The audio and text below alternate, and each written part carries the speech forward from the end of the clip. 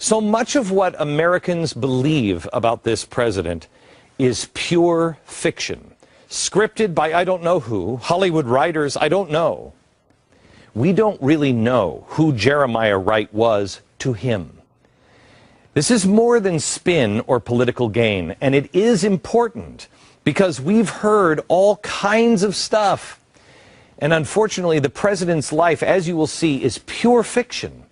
He contradicts himself on prompter. He'll say one thing about his family and his past and another thing about his family and his past, and they don't match. It's fiction. And we'll prove that to you tonight with certifiable fact. What most people don't know is the extent of the lies that we have been told. In retrospect, it seems as though everything that Barack Obama has said about his family has been carefully calculated and written and read off a teleprompter for political gain. Because almost none of it, think of this, almost none of it is true. Even the way Barack Obama says his father, Barack Sr., arrived in America for school. What he says is false. Watch. So the Kennedys decided we're going to do an airlift. We're going to go out to Africa. And we're going to start bringing young Africans over to this country and give them scholarships to study so that they can learn what a wonderful country America is. And this young man named Barack Obama got one of those tickets and came over to this country. Okay, not true. John F. Kennedy wasn't even the president when Barack Sr. arrived in Honolulu to enroll at the University of Hawaii in 1959. Obama Sr.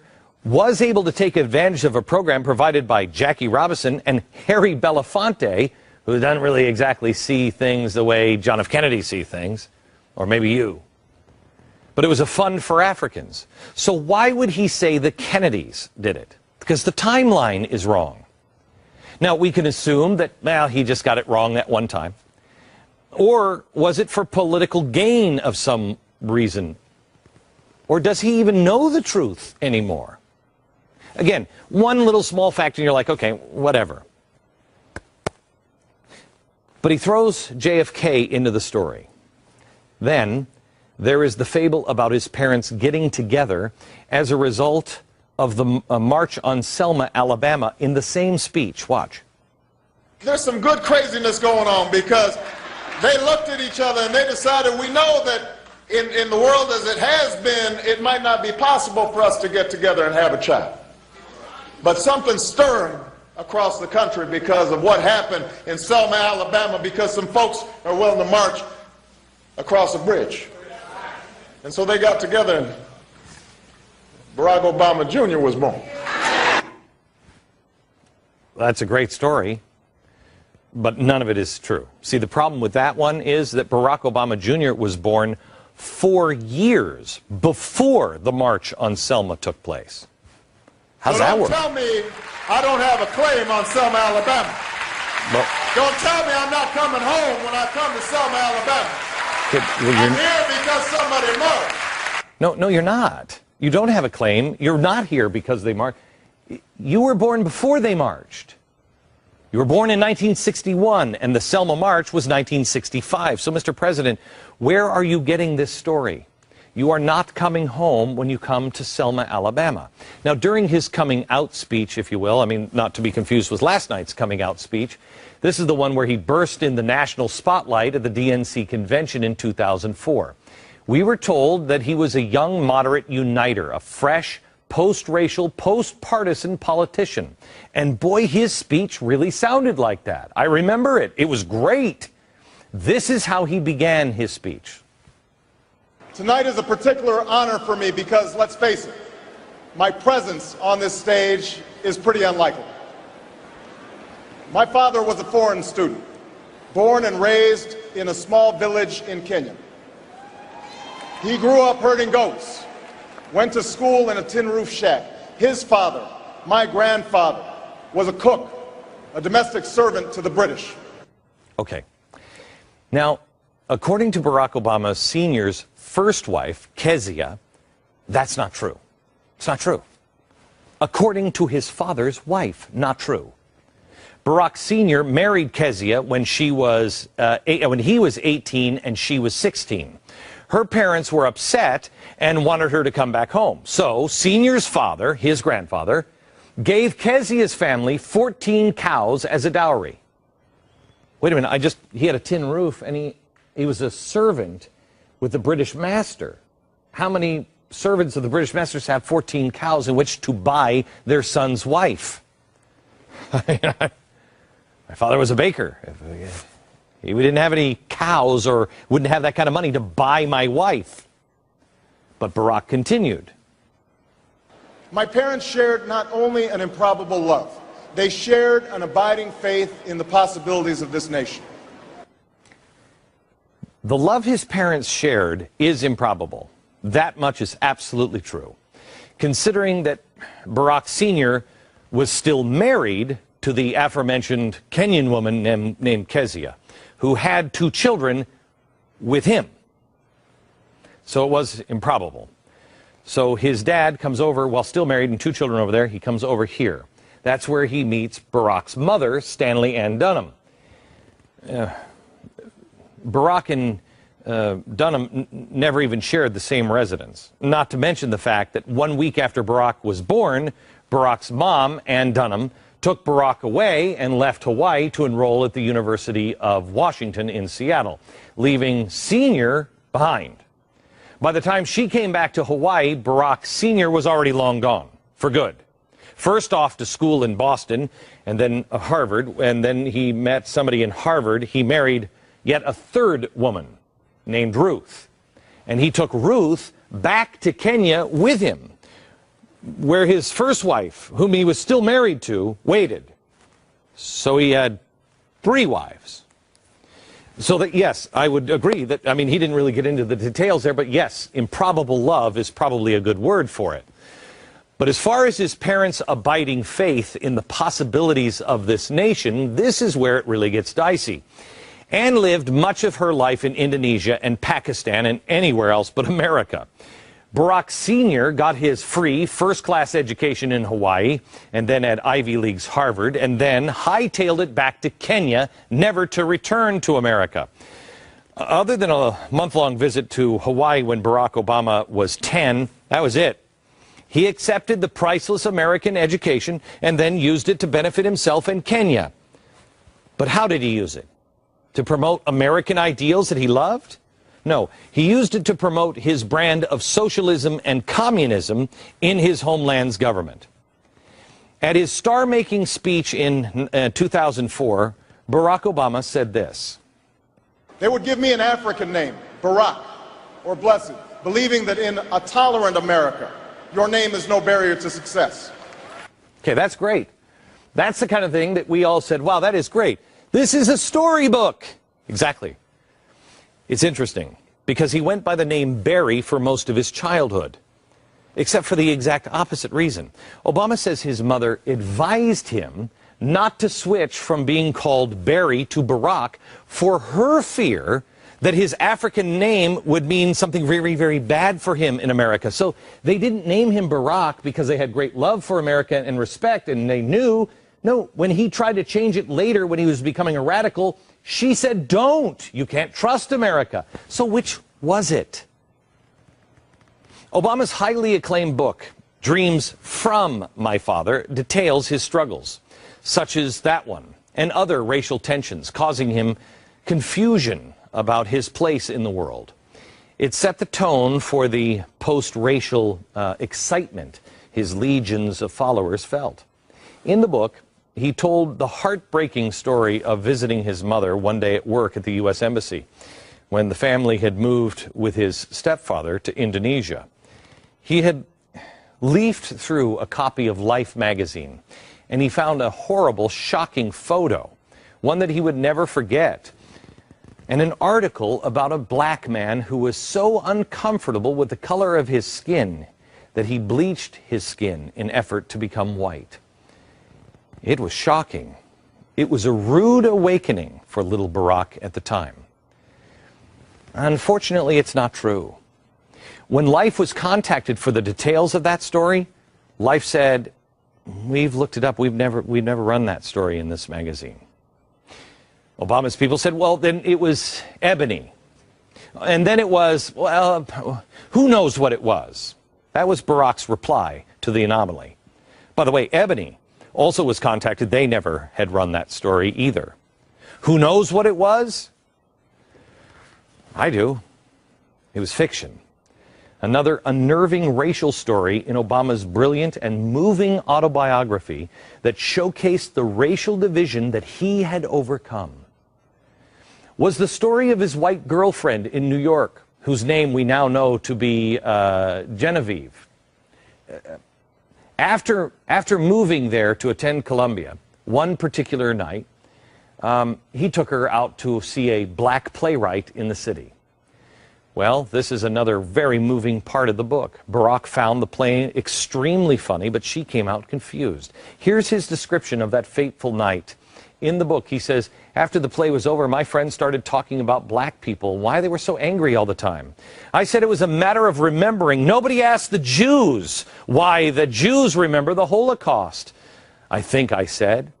And she said, that's different. And I said, it wasn't. And she said, that anger was just a dead end. And we had a big fight right there in front of the theater. When we got back to the car, she started crying. She couldn't be black, she said. She would if she could, but she couldn't. She could only be herself, and that just wasn't enough. When the press recently finally contacted this woman, she said, glad you called. Nothing like that ever happened. Nothing like that ever happened. With her, anyway. Oh, yeah, that's right, Barack Obama now admits. The girlfriend he was talking to was a compression. He was using a composite girl when describing his dates in New York. How do you have a compression conversation like that about race? Answer, you don't. It's script writing. This uniter, this post-racial icon of hope and change. Oh, he did stir the racial stew, though, to the point to where even he threw his beloved grandmother, who raised him when his mom left him, he threw her under the racial bus. Look at this and watch his eyes. He's talking about Jeremiah Wright here, defending Jeremiah Wright, but watch, he's reading a teleprompter in something so personal about his grandmother. I can no more disown him than I can disown my white grandmother, a woman who helped raise me, a woman who sacrificed again and again for me, a woman who loves me as much as she loves anything in this world, but a woman who once confessed her fear of black men who passed her by on the street. No way. And who on more than one occasion has uttered racial or ethnic stereotypes that made me cringe. That's not true. Yeah, I don't know if that happened or not, but this is a storyline. Nobody says that about their grandmother and has to read it. If it's true, you look at the camera in the eye. You don't need to read that. A few days later, he explains this to a radio show. The point I was making was not that my grandmother harbors any racial animosity. She doesn't. Right. But she is a typical white person who, if she sees somebody on the street that she doesn't know, there's a reaction that's been bred into our experiences that don't go away and that sometimes come out in the wrong way. I have to tell you, man, as I'm watching this, I'm thinking to myself, this is a show that you need to preserve. You need to burn this onto a DVD and preserve this show. Somebody needs to remember all this stuff, because this will be history someday. Someday all of this truth will come out. No white politician could have ever survived a comment like that, typical kind of any person, with a certain reaction that had been bred into them. That's crazy talk. They'd have no career left, nor should they. And they certainly wouldn't have been elected president of the United States. But Barack Obama would do or say anything to become president. And his scriptwriters and his minions in the media helped him do it all away. He could look at the American people directly in the eye through a teleprompter and flat out lie over and over again, as he did in the debates with John McCain, as he did on one of the rare occasions when McCain brought up his seedy relationship with terrorist Bill Ayers.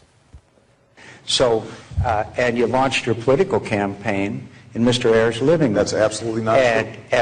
And the facts are facts and records are records. That's not It's not true? Yes, it is. It's an amazing work of fiction that you just watched. It's not true. It's one that even the left-leaning factcheck.org verifies. While trying to cover and excuse Obama over silly details of the relationship with Ayers, and for that matter, even covering desperately for Ayers, they said referring to him as a terrorist is a stretch. Fact Check specifically mentions at least half a dozen Ayers meetings that Obama lied about or covered up, including board meetings, retreats, news conferences together. Oh, and yes, in fact, Ayers hosted a meet and greet coffee for Obama, who was running for state senate and who lived 3 blocks away from him. That's from the left. Yes, in Bill Ayers' living room. And he lied. Why? You know what's interesting is the part of Obama's script or novel or fairy tale life that have been left out is Bill Ayers' father. Bill Ayers' dad, Tom, gave Obama his first professional break. Bill Ayers' dad was a mentor to Barack, but they never met. I'm just now beginning to understand what Bill Clinton meant when he said, it's a fairy tale. And he's not talking about a black man becoming president. It's that this man's life is a fairy tale. It's a fable. It's made up stories. You might remember that Obama went back and forth incessantly about his Marxist spiritual advisor, Jeremiah Wright. I did not hear such incendiary language myself personally, either in conversations with him or when I was in the pew.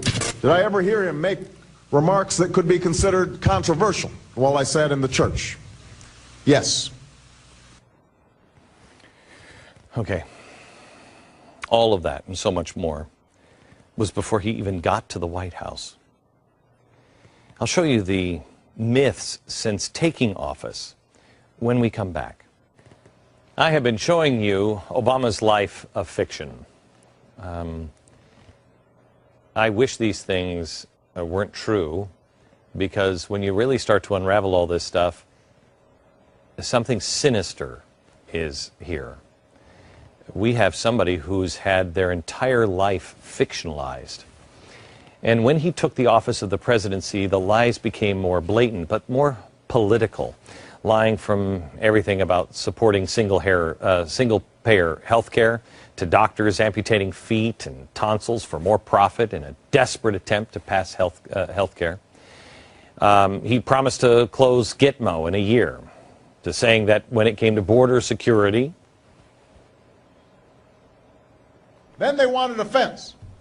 Well, the fence is now basically complete.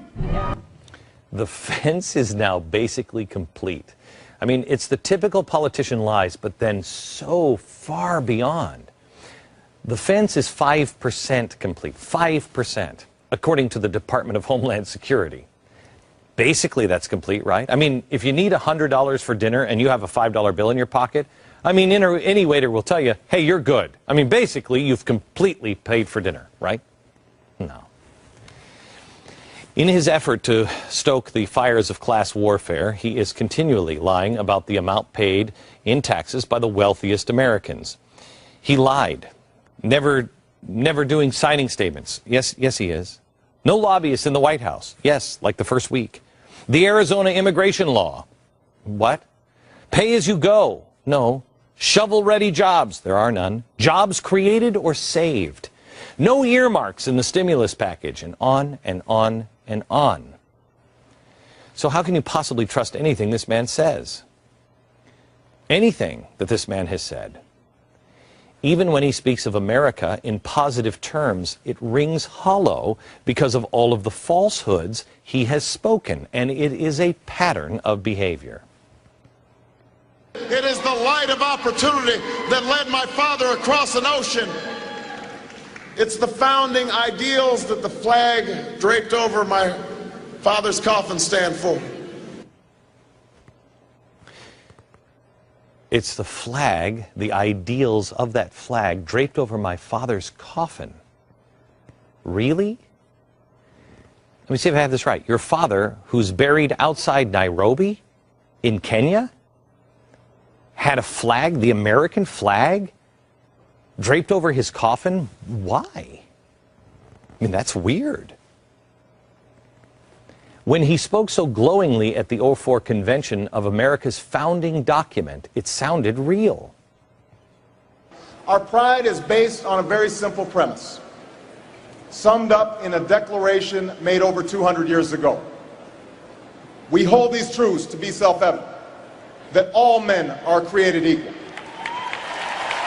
that they are endowed by their Creator with certain inalienable rights, that among these are life, liberty, and the pursuit of happiness. That is the true genius of America. Okay, two things. I've never heard him since President say endowed by our Creator, but I've also never heard him say that's the true genius. I wish we heard more of that and less of this. But I think it is an imperfect document, and I think it is a document that reflects some deep flaws in American culture, the colonial culture nascent at that time. It also reflected the fundamental flaw of this country that continues to this day. Okay, and then he said, of course, this. There was a tendency to lose track of the political and community organizing and activities on the ground that are able to put together the actual coalitions of power through which you bring about redistributive change. Okay. All of this from quite possibly the quintessential example of America's greatness, of the hope without fundamental change, the opportunity available here because of our exceptionalism, as he said in '04 in that speech. They imagined me going to the best schools in the land, even though they weren't rich, because in a generous America, you don't have to be rich to achieve your potential. And that's what happened to him. Barack Hussein Obama, who wasn't wealthy, who has said 100 times he was the one with a funny name, the one who came from an interracial, broken family, who had no connections. Still, he attended, strangely, the most prestigious high school in Hawaii, then somehow went on to Occidental College in California. And not one, but two exclusive Ivy League schools, Columbia and Harvard Law.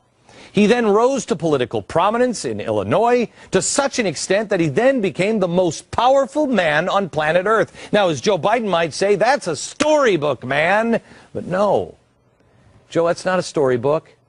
If it were true, that's America. That can happen here. But what's the problem? Why does he constantly whine and complain about America, as he does here? You've got to make pretty tough choices when you are first starting out. You might have to put off buying a house. It might mean that you can't, go after that great idea for a startup that you have because you're still paying off loans. Maybe you've got to wait longer to start a family or save for retirement. And this is something Michelle and I know about firsthand. And we were lucky to land good jobs with a steady income. Okay. Now, let's see if I have this one right. It's tough out there because you getting out of college might have to wait to buy your own home. Yeah, you're going to have to wait before you become the CEO of ExxonMobil, too. That's life. I don't know anybody who got out of college and bought their own home. Who gets a home right out of college? Who lands their ultimate dream job as soon as they graduate? And for that, he claims that's unlucky, and he was lucky. No.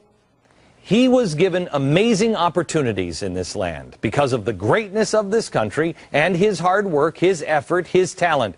But this is Barack Obama's biggest and ugliest lie. And he tells it over and over again, and one we must never believe, that you can't do it like he did. You can't make it without his programs, without his government intrusion. You can't do it until he fundamentally transforms the United States of America. We are 5 days away from fundamentally transforming the United States of America. How true that is. One of the few things Obama has said that it was absolutely true. I contend what you think you know about this president and this president's life is nothing but fiction. When we come back, I want to talk to you about this man. I mean, if this man was going to marry your daughter, you and your wife, your spouse, would sit down and ask some strong questions. This man is in charge of my daughter and my son's futures. And so some questions that you and I need to discuss when we come back. This is a hand-carved exact replica of the Resolute desk that sits in the Oval Office. The man who sits behind this desk is the most powerful man on the planet. He shapes the lives of millions, not just here in America, but all over the globe. The man who sits behind here is our representative. He's the guy that speaks for all of us. He's the guy, when he goes overseas, we say, he's our representative. That's an important task. I contend Barack Obama does not, even Democrats, does not represent the average American. I bet he doesn't represent 80 or 90%. He's not like us, and it has nothing to do with color. Nothing. Here he is, the man who is leading the free world. He's leading the greatest nation on earth. He is and will be bashing Mitt Romney relentlessly for everything he believes now and in the past. And yet we don't really know what he believes. Remember, he is our representative. I want to talk to you here a little bit about what we really know. And does he represent you? Does he represent anyone you know? I mean, look, I expect that we're going to disagree with people from time to time. We're going to disagree on policies, and we're going to have, as George Washington said, battles on the battlefield of ideas. We're going to duke it out. But there's something wrong. And it's time that we sit with our friends and have a reasonable conversation and ask them a few questions. I want you to ask your friends this. Are you, or can you name a friend or a relative that's like this man? Can you name anyone with, let's say, 3, 4, 5 of what I'm going to show you, 5 of them or 3 of them that you go, yeah, I know that guy. See how many you can do. Ronald Reagan said if we can get 7 out of 10, we're good. We don't have to agree on everything. How many out of this list of about 20 questions? First, are you or do you know anyone with the kind of liberation theology, Christian understanding of Jesus Christ of Jeremiah Wright? Do you know anybody that would have gone to that church? Do you know anybody who believes, who's a Christian, who believes in collective salvation? And recognizing that my fate remained tied up with their fates, that my individual salvation is not going to come about without a collective salvation for the country. This is not a Christian view. Do you know anybody who believes that they cannot go to heaven unless everybody is saved in the country? How about this? Do you know anyone who was raised and or mentored by communists? And then don't deny that communist past. Do you have friends or acquaintances with Marxist, communist, or domestic terror ties? I don't think the guy had a chance of being anything but a communist. You kind of feel bad for him when you look at the family tree or the communist tree here. Here's his dad. Barack Obama's dad, you remember him from Dreams from My Father. In other words, the dreams that I got from my father. Well, who was he? If he's got dreams that Barack Obama is downloading, what were his dreams? There's a new report out now from the London Daily Mail. It's part of a 1959 study. The State Department was worried at the time that Kenyans studying in the United States, including Barack Obama's dad, had a reputation for being anti-American and anti-white. Wow. You would think, I mean, if George Romney was anti-Kenyan, you'd think we'd hear about that, don't you? The report added, the arrival here of these students, many of them in different academic caliber and ill-prepared for the venture, is likely to give rise to difficult problems. And they were more than right, more than they could possibly ever know. So his dad hates America and is anti-white. When his dad dies, Barack was young. But what about the other caretakers in his life? Where did he go? Well, Grandma and Grandpa, they look great and everything, and I'm sure they're very nice people, but they took Barack Obama to the Little Red Schoolhouse. It's red because it's a communist schoolhouse. That's why it was called the Little Red Schoolhouse. Mom was a communist and a radical. When she got her new husband, Lolo, Obama's stepfather, they moved to Jakarta. That's, I think, where he had dog. Apparently, Lolo wasn't radical enough, so Mom takes little Barack away because he's not communist enough and moves Barack back to Hawaii with the grandparents, where the grandfather decides, I got to find him a mentor, Frank Marshall Davis. Frank Marshall Davis just happens to be a communist. I mean, what are the odds? Again, don't you feel a little uncomfortable? I mean, I feel bad for him, actually, because he didn't have a chance. When he goes back to college, who does he hang out with? Let Barack Obama say it for himself. Here he is. To avoid being mistaken for such a sellout, I chose my friends carefully. The more politically active black students, the foreign students, the Chicanos, the Marxist professors and structural feminists and punk rock performance poets. Okay. So the apple's not falling far from the tree. Of course, the tree doesn't have apples because they lived in a food desert. But anyway. As an adult, he finds Jesus. Okay, that's great. But who's he find it from? A guy who says Jesus is a black man and hates white men. And he also hates the Jews. Jesus does. He's a radical Marxist, anti-Semite, Reverend Jeremiah Wright. He defends him all the way, and when he can't take the heat anymore, and they finally say, just throw the guy under the bus, where does he turn for his spiritual advice? Another guy, Jim Wallace, another Marxist, a spiritual Marxist. Really? He meets in Chicago, but it's definitely not friends, with radical underground, Weather Underground member Bill Ayers, another Marxist, communist, radical revolutionary. Then he teaches school about this guy. He teaches in college Saul Alinsky, another radical communist that this guy understands, this guy understands, this guy understood, this guy understood. Really?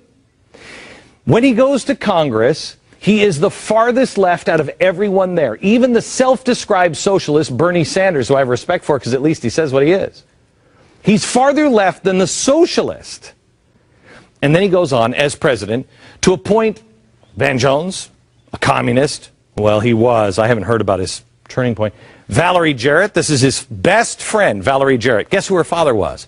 Her father-in-law just happened to be a Chicago reporter, a communist, and a buddy of Frank Marshall Davis, the communist that Barack hung out with.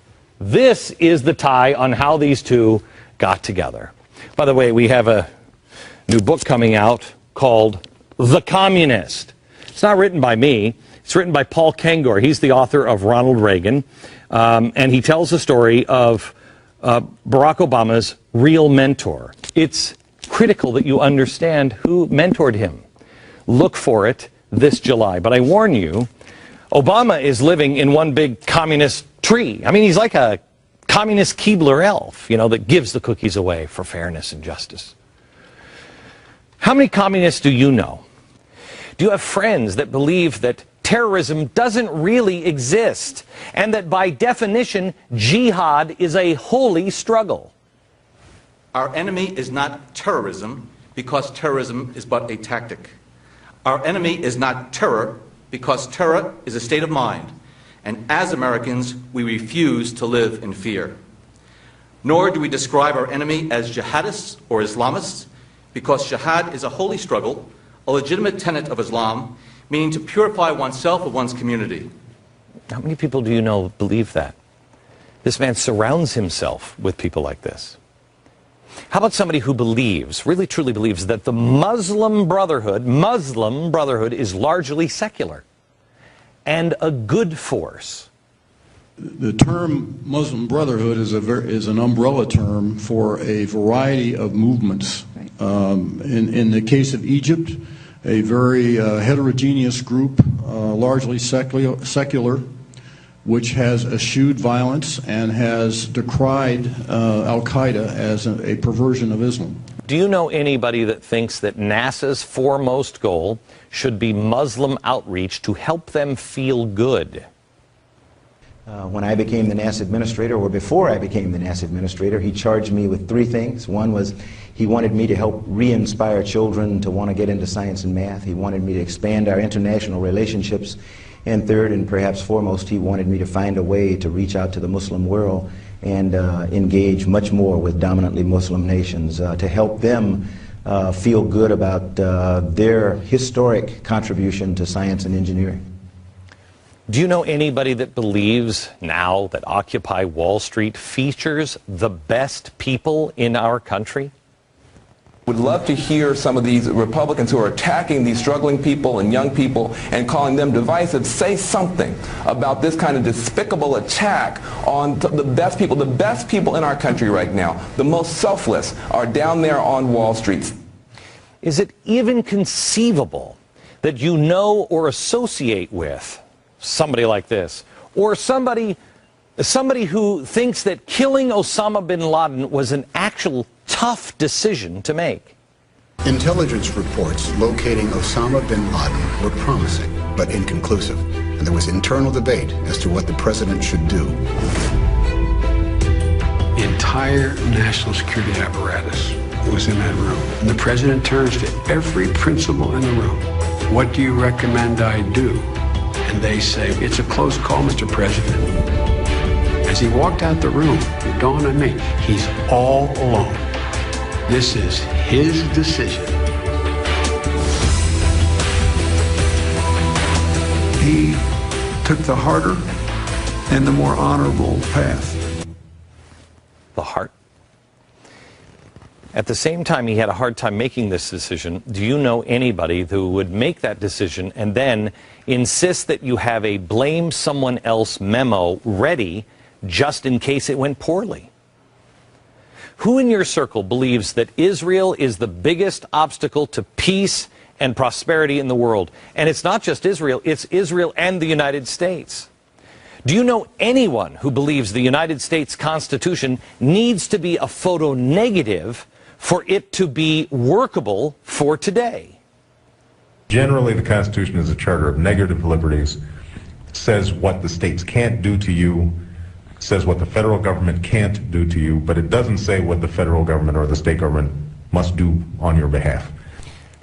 Would you or anyone you know take a gift given to us by England after 9/11, and then when you get into office, take that bust and say, you got to take this back to you? And when the Prime Minister said, no, that was a gift, you can put it in a museum, you would have that boxed up and shipped back over to England, our closest ally. Do you know anybody that would do that? Do you know anyone who has a wife or a husband that was never really proud of their country until you were nominated or until something good happened in your life? And let me tell you something. For the first time in my adult lifetime, I'm really proud of my country. Wow. Do you know anyone who would actively defend and fight for the right to allow a baby to die in a closet without any treatment if that baby was born after a failed abortion? Anyone. Barack Obama did it. How many people do you know would give a shout out to somebody, hey, good to see you, right before announcing that 13 American soldiers were murdered by an Islamic extremist on our own soil. I hear that Dr. Joe Medicine Crow was around, and so I want to give a shout out to that Congressional Medal of Honor winner. Good to see you.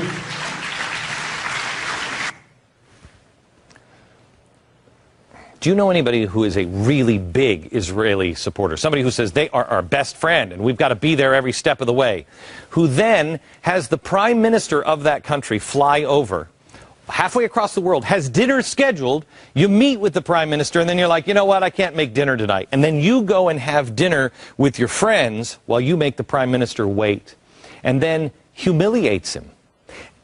And then this great supporter of Israel would go and visit all of the Muslim countries all around Israel, but can't find any time in his schedule to go to Israel. Do you know anybody who says they're the biggest supporter of Israel, die hard, they're our best friends, a loyal supporter, but they believe they should go back to their indefensible 1967 borders as a starting point for negotiations? The United States believes that negotiations should result in two states with permanent Palestinian borders with Israel, Jordan, and Egypt, and permanent Israeli borders with Palestine. We believe the borders of Israel and Palestine should be based on the 1967 lines. My guess is you don't know anybody like this. You don't know anybody who shares these beliefs, let alone 3 of these beliefs, or 5. Yet all of these are firmly held by Barack Obama and all those that he puts around. And we just scratching the surface. He's in charge of our future.